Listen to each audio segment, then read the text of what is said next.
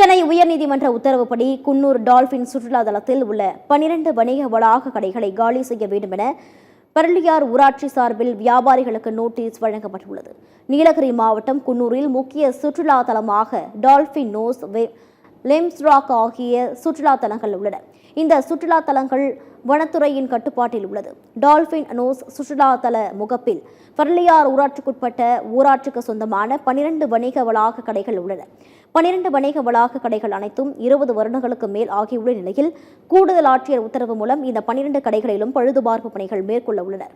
பலமுறை அறிவிப்பு கடிதம் வழங்கியும் வியாபாரிகள் அதனை பொருட்படுத்தாமலும் கடைகளை காலி செய்யாமலும் கடை வாடகை தொகையினை சரியாக செலுத்தாமலும் உள்ளனர்.